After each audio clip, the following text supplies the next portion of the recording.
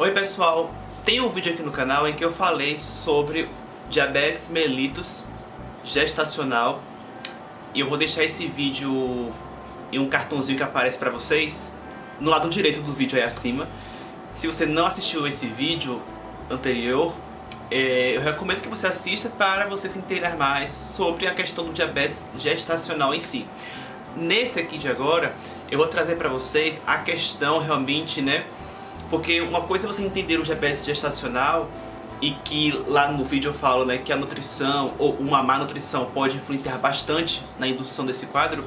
Só que aí pode ficar a pergunta, né? Tá, mas o que é que você pode nos trazer sobre recomendações alimentares que podem ser interessantes para essa situação? É justamente o que eu vou trazer nesse vídeo aqui. Então as informações vão se complementar. Antes da gente prosseguir, eu peço que você garanta já o quê? Pra mim, um retorno. Deixa o seu like, deixa o seu joinha. Se você não me conhecia, eu sou nutricionista, então vem se inscrever no canal, porque aí você vai poder acompanhar, né, mais conteúdos além deste aqui sobre esse assunto.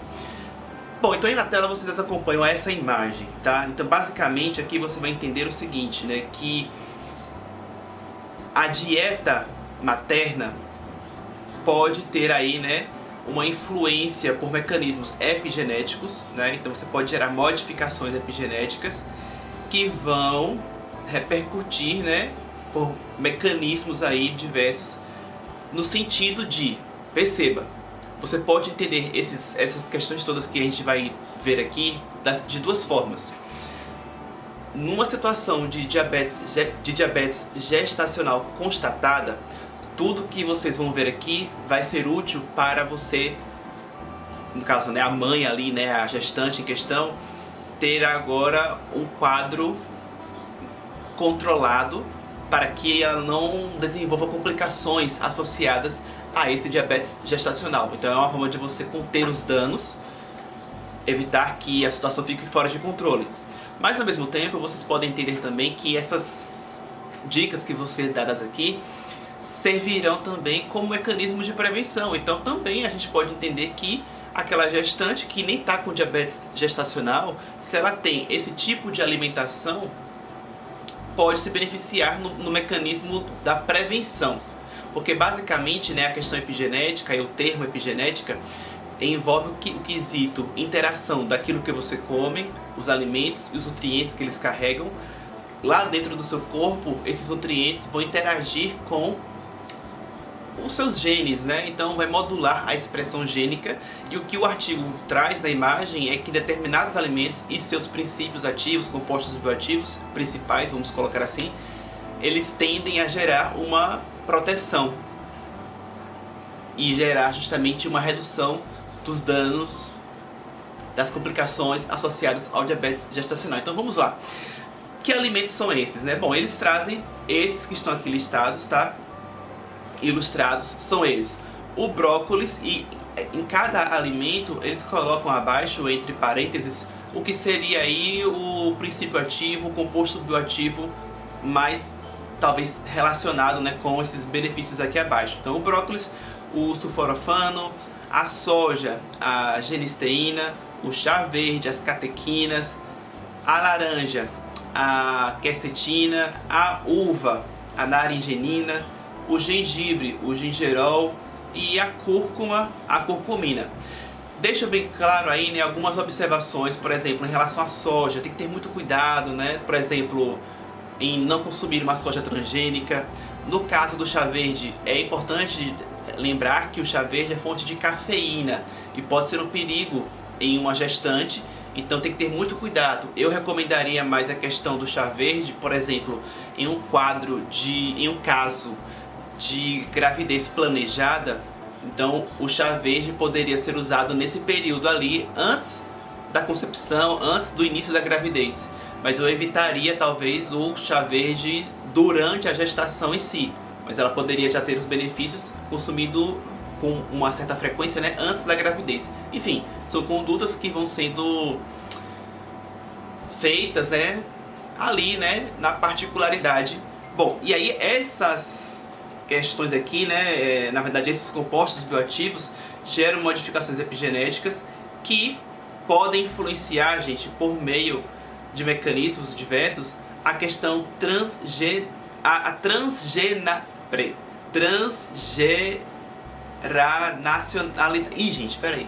É uma palavra difícil, mas assim, o mecanismo transgeracional, pronto. O mecanismo transgeracional envolve o quê?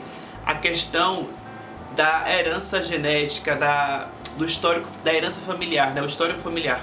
Então, aquilo que o pai e a mãe têm, né, de quadros clínicos podem acabar influenciando na saúde dos seus descendentes e por aí vai. Então, esse mecanismo transgeracional, a gente pode entender que pode ser no sentido de você levar adiante doenças, ou você pode entender no sentido de levar adiante saúde, vitalidade, saúde blindada. Então tudo vai depender do quê? Do que vem antes.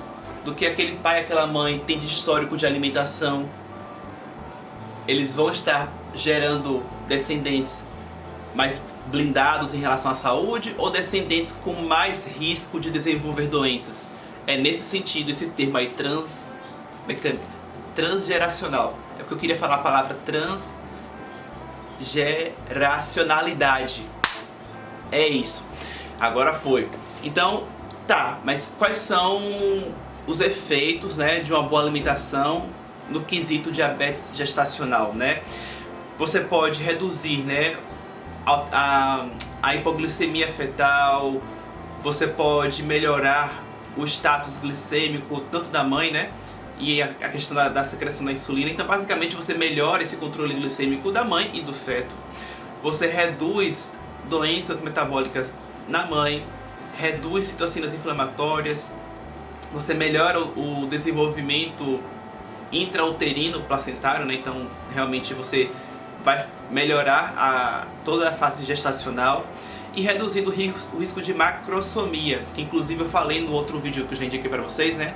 Que é justamente a macrosomia, é quando você tem um bebê ali, né, que teve ali esses efeitos de uma diabetes gestacional com muita insulina, então o bebê acaba ficando maior, né, assim, nasce com um peso acima do que talvez deveria, né? Então, com uma boa alimentação você previne várias complicações. Mas, como eu falei, existe um mecanismo transgeracional que você traz, né, de influenciar o seu descendente. Então, o descendente, se a mãe, se o pai, enfim, né, se quem gerou ele teve uma boa alimentação, você pode induzir ou reduzir, né, a questões relacionadas à saúde. No caso aqui eles trazem, né, que você pode reduzir o risco de desenvolvimento de obesidade e diabetes tipo 2 ao longo da vida. Você pode melhorar a tolerância à glicose e à insulina, e você reduz o risco de desordens metabólicas. Então basicamente é isso. Tem uma boa alimentação, o filho ali tem uma saúde mais propensa, né, a todo um bom funcionamento, ao equilíbrio. E o inverso é recíproco.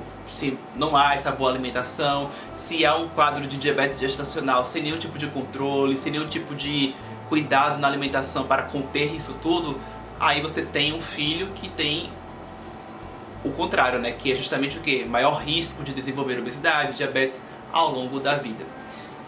Enfim, se você gostou do vídeo, deixe o seu comentário, compartilhe. Eu vou ficando por aqui e até o próximo vídeo.